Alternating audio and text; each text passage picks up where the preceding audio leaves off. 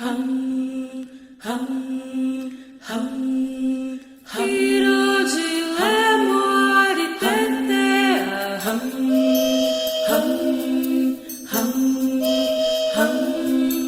hiro de lemore tetea,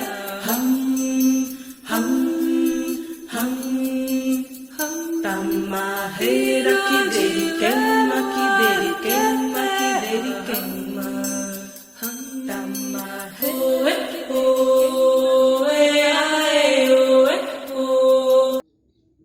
Olá, você que nos assiste, obrigado pelo carinho. Este é o primeiro vídeo que nós vamos gravar de uma série que nós pretendemos gravar para mostrar um pouco da história de Nossa Senhora do Livramento. Um lugar de quase 300 anos de existência, um lugar querido por muitos, que tem ramificações, filhos longe de Mato Grosso, em países afora. Um lugar fantástico, cheio de histórias, e não tem nada melhor do que inaugurar esse primeiro vídeo com meu amigo de infância, de escola, professor Honório Laucídio Galvão. Honório além de professor, seguiu aí a carreira do magistério, também resolveu partir para o lado histórico, historiador, pesquisador, e tem uma gama de conhecimento para nos mostrar. Nada mais justo que escolher a ele para nos estar informando. Hoje, nesse primeiro vídeo, como o próprio cenário já mostra, nós iremos falar sobre o Tanque Grande, tão famoso Tanque Grande, que por anos aí, né, professor, ficou aí desativado, mas por hora aí da administração atual, o tanque está revitalizado.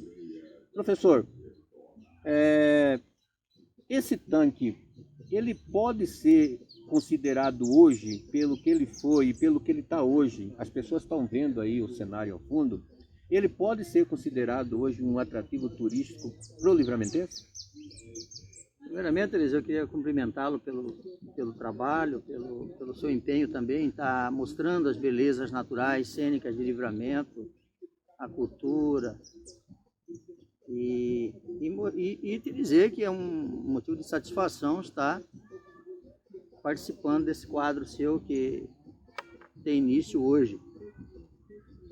Então, o tanque, ele tem uma importância bastante significativa para o município de Livramento. Basta dizer que Livramento só se consolidou enquanto cidade, enquanto vila, por causa do tanque. Porque o tanque, na verdade, ele é o represamento das águas do Ribeirão Senhor Menino, né? E aí... Me perdoe de te interromper. É justamente aí que eu queria chegar. Como o senhor é pesquisador, essa represa por si só não é de água parada, então. Ele tem captação de um córrego. Sim. Se chama Senhor Menino. Sim, com certeza. É um tanque que tem... As suas águas são límpidas, sempre está se renovando, porque é água corrente, né? E ela nasce aqui próximo do Morro Grande, e aí ela recebe a água também do Buritizinho, do Ribeirão, do córrego Buritizinho, e aí ela vai se avolumando, mas sempre está se renovando. Daí a importância do tanque para nós aqui. Mas esse tanque, ele é bem antigo, né, professor? Ele é bem centenário, né? Ele data aí em tempos bem distantes do começo da sua construção. Inclusive, eu li alguns fatos relatados pela vossa pessoa. Data aí o século 17, o 18, não me lembro bem. Sim. E por mão escrava, né? Sim. O tanque ele é histórico, porque ele remonta ao século... Na verdade, ele já existia desde sempre, né? Mas, assim, o seu uso, o seu conhecimento, ele se dá a partir do século XVIII, quando os bandeirantes vêm para cá, vêm para essa região, e aí começa, né? Descobre o tanque, ele já existia, obviamente, e aí começa o seu uso, né? E aí começa a aglomeração, a fixação do povo aqui nessa região. Eu acho que até por conta das suas águas, que foi que o dono, as pessoas que requereram a Sesmaria Buriti, que aqui ela faz parte da Sesmaria Buriti. Interessante. E aí o primeiro dono aqui foi o Francisco João Botelho. Ele era cujo nome a avenida principal carrega, né? Carrega o nome de Coronel Botelho. E é uma das famílias tradicionais aqui de Livramento e conta a história, e aí a gente vê em registro em cartório, de que foi a partir de 1840 que ele foi um visionário, porque o que acontece? Quando ele viu as pessoas passando por aqui, e aí eles montam um entreposto, um local para os tropeiros descansarem. Por isso que eu falo que ele foi um visionário, porque ele viu a oportunidade de aproveitar aquele movimento de tropeiros que iam para as minas, levar suprimento e tal, e colocou um ponto de apoio para que essas pessoas viessem, pernoitassem para seguir viagem. E aí nasce Livramento. Agora tem outra questão relacionada com a santa, e aí já tem a lenda, né? A lenda da santa, de que o burro empacou, e essa é uma história também, é uma história que a gente já conhece também, né, Eliseu? Sim. Então, podemos praticamente afirmar que o tanque tem uma parcela significativa no povoamento de Nossa Senhora do Livramento. Ah, sem dúvida, sem dúvida. Jamais esses primeiros habitantes, jamais, se não houvesse água, se não houvesse vida, se não houvesse uma riqueza cênica, jamais eles se acampariam, vamos dizer assim, acampariam aqui nas margens do ribeirão aqui, do tanque. Eu acho que você se lembra muito bem, quando criança, aqui tinha uma figueira, que era a figueira centenária. Isso era coisa de 200 anos, você lembra muito bem. Claro. Ela era tão grande que no sopé dessa figueira, na base, as raízes formavam uma espécie de caverna, que as pessoas até faziam churrasco, aquela questão, não sei por qual carga d'água destruíram, né? Interessante essa história. Mas professor, claro, lá no ano 1800 e pouco, o tanque não tinha essa estrutura que tem hoje, né? Sim, não tinha. Há relatos de que em 1857, o Augusto João Manuel Leverger, o nosso Barão de Melgaço, ele concedeu, através de subscrição pública, verba, parece que foi em torno de 2 contos de réis, para que o tanque fosse alargado. O objetivo era fornecer água para a comunidade. Então, em 1857, já tinha gente aqui, já morando, e aí era necessário um suprimento de água para essa comunidade. Tanto é que o córrego mais próximo que nós temos aqui do centro da cidade é este aqui, né? É o principal, o principal. Mas aí, claro que na época se precisou de uma autorização da Assembleia Legislativa do Estado de Mato Grosso para estar investindo algo aqui. Isso. Na construção, na ampliação dessa represa, né? Sim, aquela época era a Assembleia Provincial. Assembleia Provincial. E na época o governo ele era representado pelo presidente da província. No caso era o Barão de Melgaço à época. Inclusive esse tanque aqui, ele teve a sua estrutura ampliada e tal, no último ano do primeiro mandato do Barão, porque ele administrou Mato Grosso por 2 ou 3 vezes. não me lembro bem ao certo, eu sei que mais de uma vez ele administrou a província de Mato Grosso. E foi um grande governador, um grande presidente, porque dotou Mato Grosso de uma infraestrutura, para a época, bastante significativa. Por isso que é bom conversar com um professor historiador. Eu me expressei mal aí quando disse uma Assembleia Legislativa. Na verdade, Não, mas era o certo mesmo seria falar uma Assembleia Provincial, né? Sim. Né? Não tinha essa estrutura que hoje é denominada dessa forma. Era de uma forma bem mais lúdica, mais diferente. Mas daí para cá, professor, não teve só esse interventor que mexeu nessa represa aqui, que deu também sua parte administrativa, modelando ela, aumentando, sei lá, fazendo modificações. Teve outras pessoas também? José de Lima Barros, Morrariano, seu Zeca, conhecido aqui por todos como seu Zeca, ele foi um dos primeiros que teve essa preocupação em estar restaurando o tanque, sempre fazendo manutenção no entorno do tanque. Isso no segundo mandato dele, ele começa a fazer esse trabalho. Sim. Foi importante.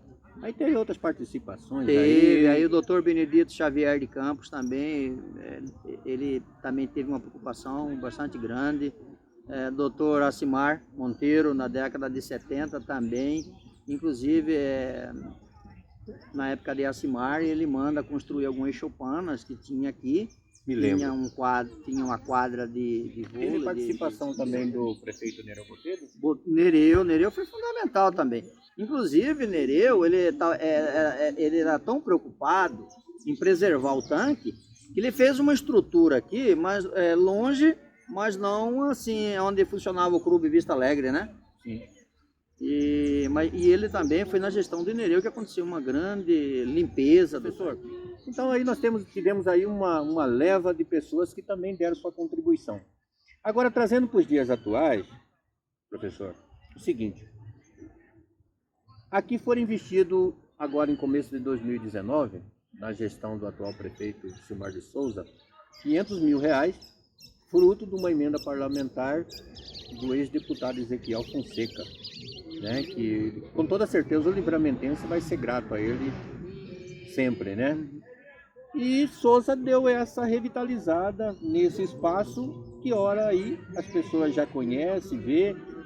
O próprio vídeo aí vai mostrar ao fundo as pessoas sentadas, outras caminhando, outros ouvindo música, igual agora passou por nós, de forma aí um pouco mais alta. Mas, comparando aquele espaço de antigamente para hoje, se modernizou muito, né? Modernizou, porque você veja bem, o tanque, ele não... Hoje nós podemos perceber que houve uma guinada aí de 360 graus, isso é indiscutível, né? Porque o tanque, Eliseu, ele não é apenas um represamento de água. Hoje o tanque, ele é qualidade de vida, né? Você vê que houve toda uma infraestrutura que foi instalada, foi construída no seu entorno, que permite as pessoas fazerem caminhadas, contemplação, né? Isso aqui ver o nascer e o pôr do sol. Então eu acho assim que foi de extrema importância. E o prefeito, a sua equipe, o José Eugênio, o secretário e toda a sua equipe tiveram um olhar bastante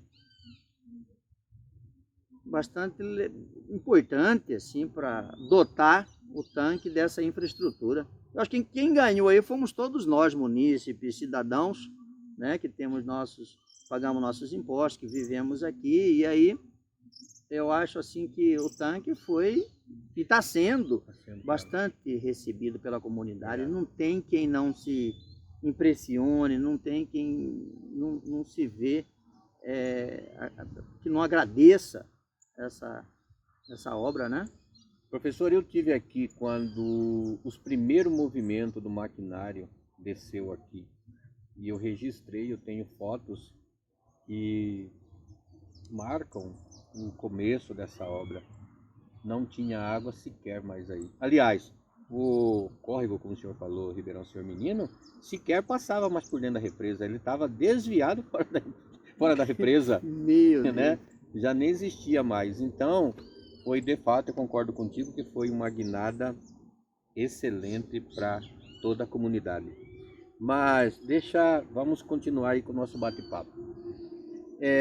Hoje é munido sim de infraestrutura, tem quadra de areia, academia ao ar livre, quase 1000 metros de pista, com piso tátil para pessoas que têm necessidade né, de visão, caminhar. Uhum. Enfim, uma estrutura fantástica com banquinhos de concreto, lixeira com separações de lixo, plástico, ferro, qualquer tipo de lixo. Hoje, o que falta é conscientização, sabemos disso. Não é uma questão só do livramentense, não é questão só do tanque, em qualquer coisa pública. Porque na cabeça do cidadão, ele acha que a coisa pública não é coisa dele, quando é o contrário. Coisa pública é coisa dele, porque entra imposto vindo do bolso dele, nem que seja de uma balinha que ele adquire, né? Não, antes da gente fechar, lembrei de uma coisa importante. O senhor tem no livro aí alguma coisa que fala sobre esse tanque aqui, não tem, professor? Sim, sim. Inclusive, esse livro aqui é o Contos, Mitos e Lendas, é a versão pantaneira do folclore brasileiro. A página 21, ele traz aqui um conto, né? Mostra lá para a câmera para as pessoas verem. Baseado, olha aí, olha só. baseado em também uma Sim. lenda que corre aqui em Livramento, de que aqui existiu um funil, né? Conhecido por todos por funil do tanque. Isso aí povoou nosso imaginário quando criança, e eu acho até que foi criado pelos antigos para Seria para amedrontar? amedrontar. Que eu morria de medo, eu tomava banho aqui, você lembra, a gente jogava bola e vinha e pulava e se divertia. Mas o pensamento era no funil. Não, era no funil. Falei, cara, esse funil vai me tragar, né? E a gente não ousava ultrapassar. Mas você sabe como é que moleque, menino, e sempre atravessava, nunca aconteceu nada, graças a Deus. Mas ficou, né? Sim. Essa lenda, isso aí. E eu tive essa preocupação em estar registrando isso aí para deixar para a posteridade. E queria passar para você esse material aqui. Olha, eu sou grato, muito grato por isso. Eu me sinto honrado, né, como jornalista, e ser daqui, Papabanana Raiz, de estar ficando mais por dentro ainda, lendo os contos, né, as narrativas do professor. Professor, voltamos lá no nosso fechamento.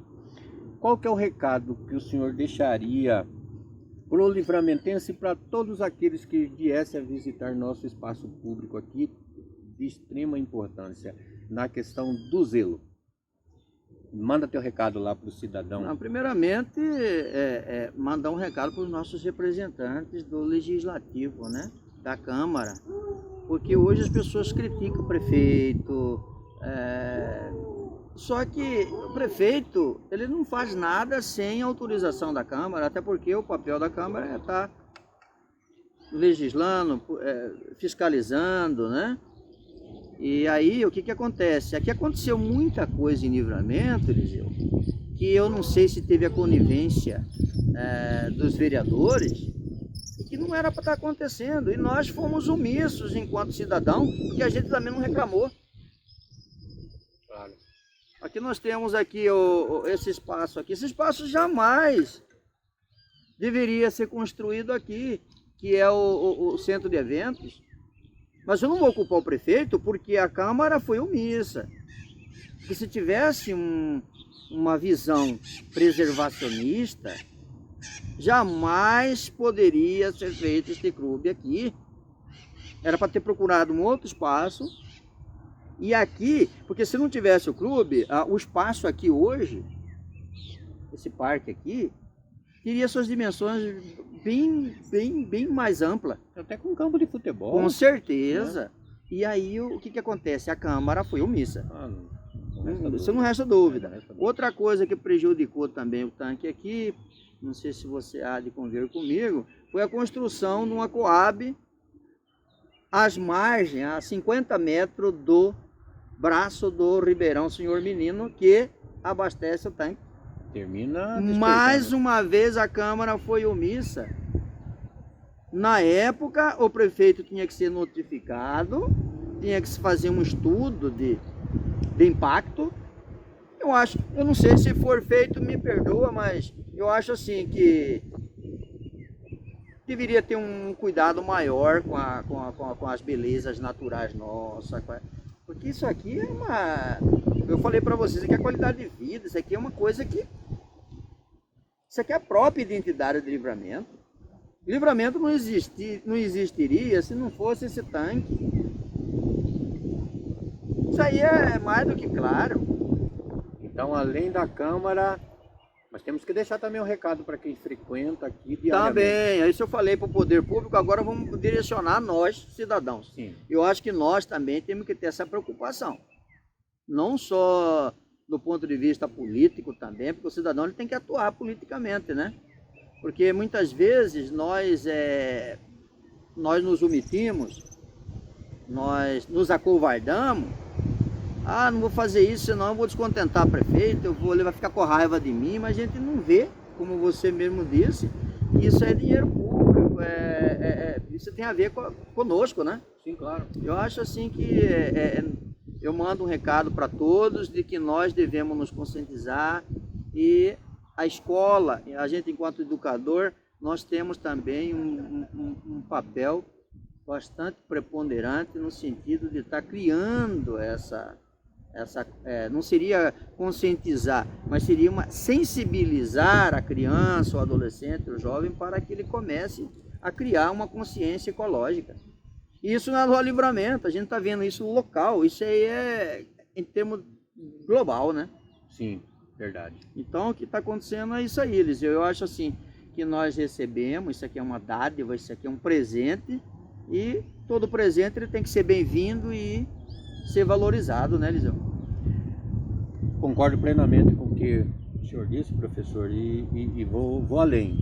Todos nós temos que conscientizar que aqui é dinheiro público, se é dinheiro público, é dinheiro nosso.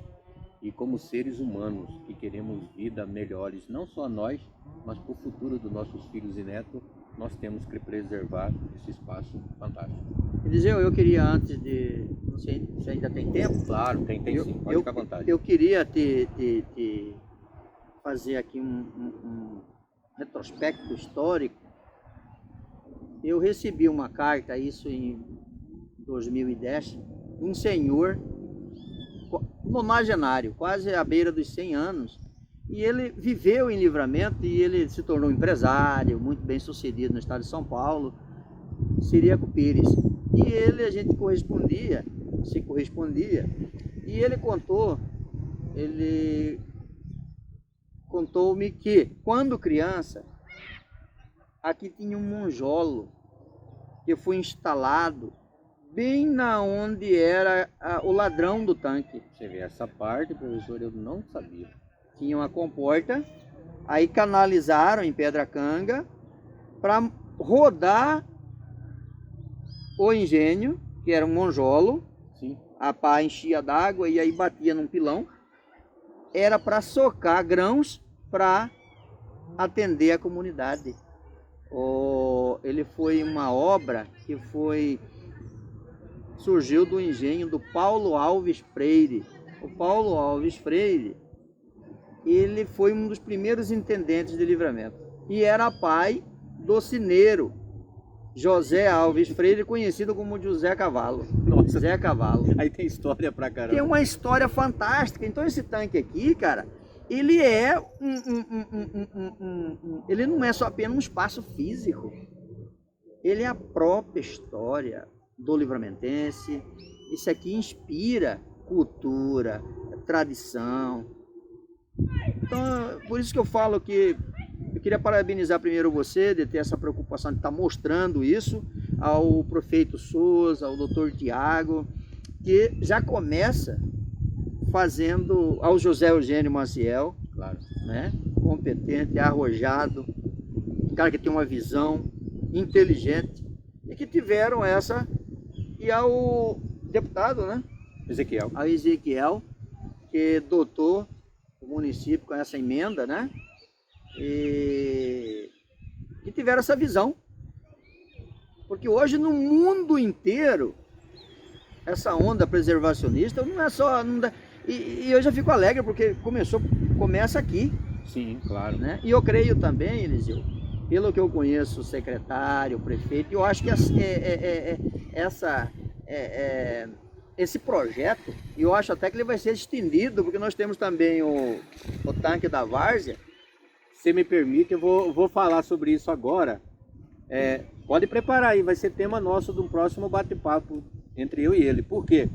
Porque o município já tem assegurado mais de 900 mil reais, se não me engano, 890 ou 900 e poucos mil reais para dar um time. Eu acredito que com 500, a atual administração fez isso aqui, lá com quase o dobro deve ser uma coisa gigantesca que a prefeitura vai fazer. Pode preparar, o senhor vai ser meu entrevistado e nós vamos falar sobre o tanque da várzea, sobre os engazeiros, sobre os caranguejos que ali tinham, sobre os patos, os marrecos e tudo mais. O tanque da várzea, eu queria aqui fazer também um outro retrospecto com relação ao Rogério Jesus de Arruda, que foi um grande prefeito de Livramento. Saudoso Rogério. Né? Saudoso Rogério. O Rogério tinha essa preocupação naquela época. Foi criticado muito na época. Não, foi criticado, quando... mas ele tinha essa preocupação, porque Livramento, ele tem, a vocação nossa aqui é pro turismo, cara. Eu fico triste, essa semana eu fui a Poconé e na estrada, no caminho, eu vi plantação de soja. Já. Não é vocação nossa aqui do Pantanal. Pantanal. Não é, Eliseu, sabe por quê? É algo assim que a médio e longo prazo vai trazer problema, porque hoje não se produz soja sem defensivo agrícola. Não há possibilidade. Veneno, nenhuma. cara. E aí, como nós estamos aqui na Baixada, o que acontece? Com a chuva, ele vai alcançar o lençol freático e aí... Vem bater aqui. Vem bater aqui.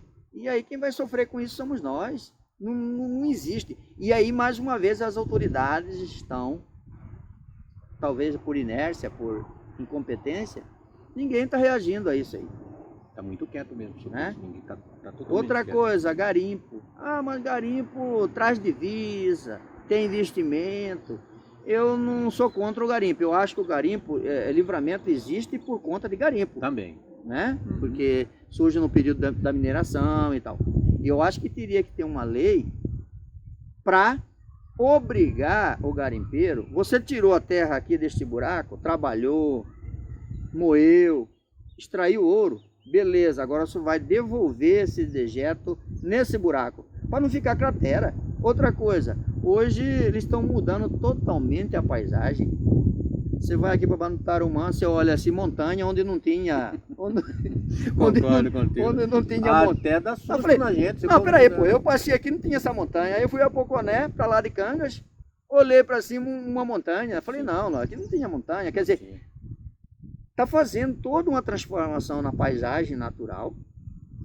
As pessoas estão assistindo a isso calado. E isso é preocupante. Nós tivemos recentemente que eu falo, se não me engano, ano retrasado, ano passado, quase que aconteceu uma tragédia aqui próximo da gente com uma represa eu não lembro mais o nome. Foi no Brejal? De rejeito que estourou. Foi. Quase ceifou vidas, né? Inclusive foi matéria nacional, eu colaborei com várias rádios fora daqui, concedendo material para TV local, demos entrevista aí para Agência Brasil, saiu na Voz do Brasil, para a Rádio do Amazonas, o prefeito atual deu, através da assessoria, deu uma entrevista para uma rádio da Espanha, via telefone.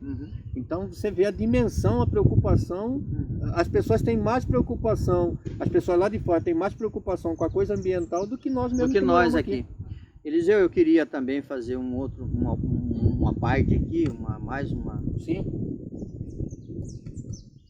O tanque, ele existe hoje, mas sabe por que o tanque existe? Porque o entorno do Morro Grande, ali perto da cabeceira do Santana, ainda está preservado. Mas o dia que entrar um plantador de soja ali, um garimpeiro ali, o tanque desaparece. Agora você me pergunta por quê? O Morro Grande é o local onde se encontra as nascentes dos principais rios e córregos aqui da região e que são formadores do Pantanal de Mato Grosso. Quais são eles? Bento Gomes nasce aqui no Morro Grande. Livramento. As pessoas têm uma visão totalmente caolha, totalmente distorcida, quando acham que Bento Gomes é um rio de Poconé. Não, é nosso aqui. Ele é um rio tipicamente livramentense. No Morro Grande nasce o Brumado, o rio Brumado. No Morro Grande nasce o Santana.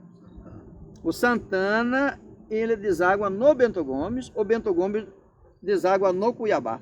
Que deságua no Pantanal. No Pantanal. Você vê, eu queria aproveitar o programa seu para também estar conclamando os nossos legisladores aqui da cidade, os vereadores, para fazer um projeto para criar uma área de preservação ambiental que contemple essa porção de terra ali que serve de nascente para os principais rios, que é o Morro Grande. Essa preocupação do senhor é totalmente viável e necessária. Necessária. Não vai tomar a terra do produtor, do proprietário. Vai simplesmente impedir que ele faça desmatamento desnecessário nesse entorno, porque ali nasce. Se fizer uma intervenção lá, o que acontece? Se começar a produzir, desmatar lá, o tanque desaparece. Mas por que o tanque desaparece? Porque o tanque, ele está no leito do Ribeirão Senhor Menino. O Ribeirão Senhor Menino nasce no Morro Grande. Com certeza. Bento Gomes nasce no Morro Grande. Matando a mãe e o pai, morre o filho. Morre o filho. Santana nasce no Morro Grande. 4 importantes rios de livramento nascem no Morro Grande. Eu acho que teria que ter um estudo. Agora, o poder público, através do legislativo, dos vereadores, tem que ter gente com esse olhar e com essa capacidade. Com certeza. Mas é o seguinte, ó, nosso papo tá gostoso, mas tá anoitecendo já tomamos um bom tempo. E nós vamos com muitos papos que eu e esse historiador, professor, iremos fazer. Não só nós dois, mas iremos convidar outras pessoas aí de idade. Eu falo de idade ou quem tem conhecimento sobre a história do lugar para estar batendo papo com a gente, igual esse aqui, esse bate-papo, toma lá da cá. E é gostoso e a nossa intenção é justamente levar informação para vocês. Porque o Pescuma já cantava, né? Eu não me lembro bem a letra, mas ele fala que uma cidade vive dos que vivem nela, né? Uhum. Se não tem um passado histórico, não tem futuro, consequentemente. Eu agradeço a todos vocês. Professor, obrigado. E nós estaremos aqui numa outra oportunidade. Obrigado a vocês também que nos assistem. Até mais.